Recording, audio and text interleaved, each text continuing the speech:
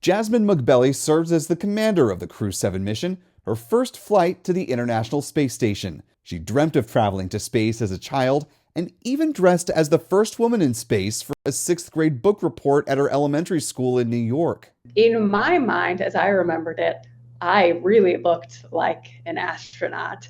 And it was really funny when I got selected and I was like, oh, let me see if I can find a photo of that. And I looked back and I was like, that looks more like a beekeeper outfit. Years later, Moghbeli traded in that cosmonaut costume for a space camp jumpsuit and eventually a Marine uniform. She racked up more than 2,000 flight hours in more than 25 aircraft and flew more than 150 combat missions. She says her time as a helicopter pilot helped her when she was assisting on the Human Landing System program. That will be the version of the SpaceX Starship that will bring humans to the surface of the moon during the Artemis 3 mission. It's things that we learn as helicopter pilots, how to do landings with we call it brownout situation, where the dust is blowing all over. So the Apollo astronauts experienced that. They experienced a lot of the same visual illusions we see in helicopters.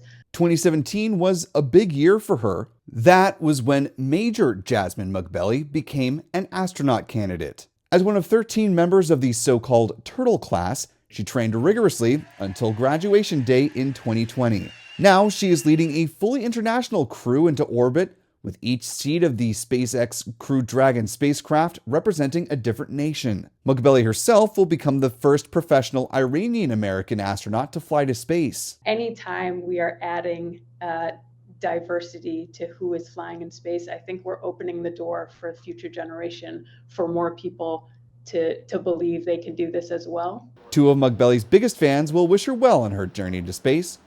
Her two twin girls, Estelle and Zelda. She hopes her story will not only inspire her daughters, but kids around the world while she's circling it. When you say you want to be an astronaut in sixth grade, people go, yeah, okay, but they don't think they're actually going to become an astronaut. So it's pretty cool to look back and see that, you know, there have been many years in between then and many places and many things going on, but to have ended up here where I initially dreamed is pretty incredible. For Spaceflight Now, I'm Will Robinson Smith.